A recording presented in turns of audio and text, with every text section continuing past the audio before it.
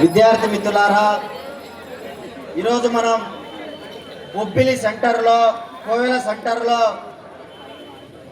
ఇంత అననుకూల వాతావరణంలో సమావేశం నిర్వహించుకుంటా ఉన్నాం. ఈ సమావేశానికి అధ్యక్షత వహించినటువంటి కామ్రేడ్ నాగభూషణ్ గారికి, అలాగే ఏఐఎస్ఎఫ్ జాతీయ అధ్యక్షులు విరాజ్ గారికి, అలాగే ఏఐఎస్ఎఫ్ రాష్ట్ర ప్రధాన కార్యదర్శి బందర్జీ, రాష్ట్ర సహాయ కార్యదర్శులు మస్తాన్ షరీఫ్, గులాబీ స్వామి, అలాగే కమ్యూనిస్టు పార్టీ విద్యార్థి నాయకులు కామ్రేడ్ వమ్మి రమణ గారు, అలాగే భూత అశోక్ గారు, ఇతర పార్టీ నాయకులు, విద్యార్థి మిత్రులారా, సోదరులారా, మీ అందరికీ అఖిల భారత విద్యార్థి ఫెడరేషన్ నుంచి ఉద్యమ శుభాకాంక్షలు తెలియజేస్తా ఉన్నాను. మిత్రులారా, ఈరోజు రాష్ట్రంలో 17 నెలలైతా ఉంది. ప్రభుత్వం అధికారంలోకి వచ్చింది. అధికారంలోకి వచ్చి విద్యార్థులందరికీ, తల్లిదండ్రులందరికీ మంచి పరిపాలన అందిస్తున్నామని చెప్పి ప్రజా ధనంతో పెద్ద పెద్ద మల్టీ కలర్లో పేపర్లలో హోర్డింగులు వేస్తా ఉన్నారు. పేపర్లలో పత్రికా ప్రకటనలు ఇస్తా ఉన్నారు. ఇవాళ ఆంధ్ర రాష్ట్రంలో ఒకరోజు మనిషి సగటు జీవితం గడపడానికి కావలసినటువంటి డైలీ వేజెస్, రోజువారీ కూలీ తగ్గిపోతా ఉంది. జీవన ప్రమాణాలు తగ్గిపోతా ఉన్నాయి. ప్రధానంగా మన రాష్ట్రంలో ఉన్నటువంటి తల్లిదండ్రుల యొక్క విద్యార్థులుగా, వారి యొక్క పిల్లలుగా మనం చదువుకొని ఏ కార్పొరేట్ సంస్థలోనో, లేకుంటే ఏ ఇంజనీరింగ్ సంస్థలోనో, మెడిసిన్ సంస్థలోనో కట్టు బానిసలుగా పనిచేయడానికి చదువుకోవడం లేదు. ఈ రాష్ట్రంలో, దేశంలో ఉన్నటువంటి విజ్ఞానాన్ని తెలుసుకోవడం కోసం పాత తరముల త్యాగాలు, త్యాగాలు తెలుసుకొని వాటి పునాదుల పైన ఈ జీవితాన్ని, ఈ సమాజాన్ని నిర్మించడానికి మనం చదువుకుంటా ఉన్నాం. ఇవాళ అలాంటి రోజుల్లో అలాంటి దానికి మనం వారసత్వంగా ఉన్నాం. కానీ పాలక ప్రభుత్వాలు వస్తా ఉన్నాయి, పోతా ఉన్నాయి. ఇదే విశాఖ జిల్లా, ఇదే పార్వతీపురం జిల్లా, ఇదే మన్యం జిల్లా, ఇదే ప్రాంతంలో విద్యార్థులు గుక్కెడు మంచినీళ్లు లేక సాంఘిక సంక్షేమ వసతి గృహాల్లో మరణిస్తా ఉన్నారు. శ్రీ చైతన్య నారాయణ విద్యా సంస్థల్లో మరణిస్తా ఉన్నారు. విద్యా సంస్థల్లో విద్యార్థుల్లో జైలు ఖైదీల కంటే ప్రమాదంగా ప్రేరేపిస్తా ఉంటే విద్యాశాఖ మంత్రి ఏసీ 16లో పెట్టుకొని కూర్చుంటా ఉన్నాడు తప్ప విద్యార్థులకు సంబంధించినటువంటి అకాడమిక్ ప్లాన్ చేయడం లేదు. ఏం చేస్తా ఉంది విద్యాశాఖ సంబంధించినటువంటి కమిషనరేట్? ఏం చేస్తా ఉంది ఇంటర్ బోర్డ్? ఎన్ని ఇంటర్మీడియట్ జూనియర్ కళాశాలలో అభివృద్ధి చేశాం? ఎన్ని జూనియర్ కళాశాలలో అభివృద్ధి చేశాం? ఐటీడీఏ పరిధిలో ఉన్నటువంటి విద్యార్థులు చచ్చిపోతా ఉంటే గిరిజన శాఖ మంత్రి ఏం చేస్తా ఉన్నాడు? పైగా ఎక్స్గ్రేషియా ప్రకటిస్తామని చెప్పి ఒక ఆయన ప్రకటించారు. ఇంకొక ఆయన ఏమైనా ఇంటి దగ్గర కూడా ఉన్నటువంటి పరిస్థితి. విద్యాశాఖ మంత్రి ఏమైనా తల్లిదండ్రులు పరిశీలించారా? లేదంటే వాళ్ళ ఇంటికి పోయి ఏమైనా పరామర్శించారా? లేదు.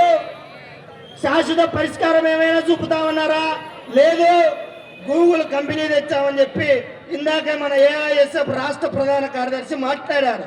నీళ్లు కావాలయ్యా మాకు, పాఠ్య పుస్తకాలు కావాలయ్యా మాకు, మా తల్లిదండ్రుల చెమట చుక్కలు, రక్తం నుంచి కట్టేటువంటి పన్నులు నీ శ్రీ చైతన్య, గీతము, విజ్ఞానం, భాష్యం కళాశాలకు జోబుదంగా ప్రభుత్వంగా నువ్వు చలామణి అవుతా ఉన్నావు.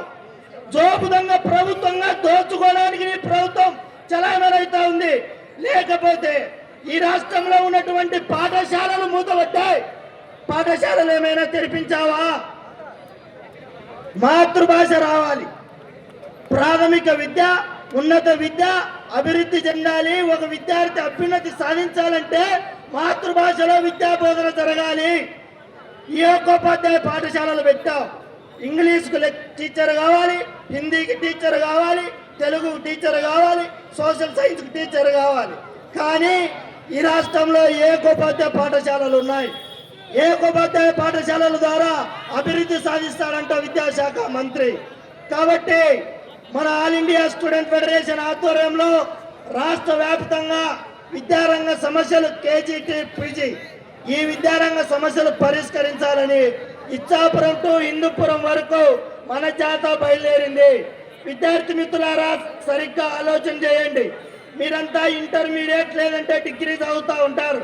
సరిగ్గా గత సంవత్సరం ఎన్టీఏ సంస్థ వాడు పేపర్ నీట్కు సంబంధించి పరీక్ష పేపర్లు తయారు చేశాడు.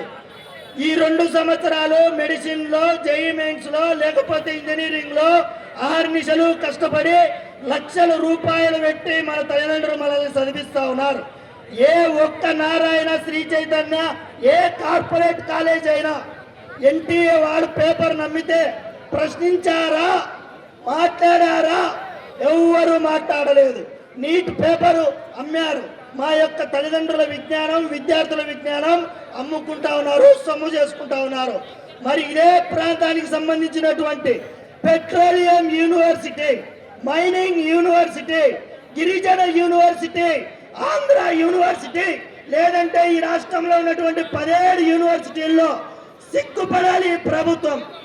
వైస్ ఛాన్సలర్ను నియమించకుండా, రిజిస్ట్రార్ను నియమించకుండా విద్యార్థులతో రాజకీయాలు చేస్తూ మరి విద్యార్థులకు రాజకీయాలు ఎందుకంటావా? సిగ్గుందా నీకు? నీవు ప్రతిపక్షంలో ఉన్నప్పుడు ఇచ్చాపురం నుంచి హిందూపురం వరకు ఏ విద్యార్థుల దగ్గరికి వచ్చి ప్రామిస్ చేశావు? నారా లోకేష్ సమాధానం చెప్పాలి. ఏ విద్యార్థుల దగ్గరికి వచ్చి ప్రామిస్ చేశావు? 77 రద్దు చేస్తామన్నావా లేదా? రద్దు చేసావా? ఫీజు రియంబర్స్మెంట్ ఇచ్చావా? రోజు మా తల్లిదండ్రులు, విద్యార్థులను ఫీజు రియంబర్స్మెంట్ బకాయిలు వేధిస్తుంటే ఆత్మహత్యలు చేసుకుంటా ఉన్నారు. నీవేమైనా స్పందిస్తా ఉన్నావా? పైగా మెడికల్ సీట్లు 107, 108 జీవోలు రద్దు చేస్తామన్నావు. రద్దు చేయవా?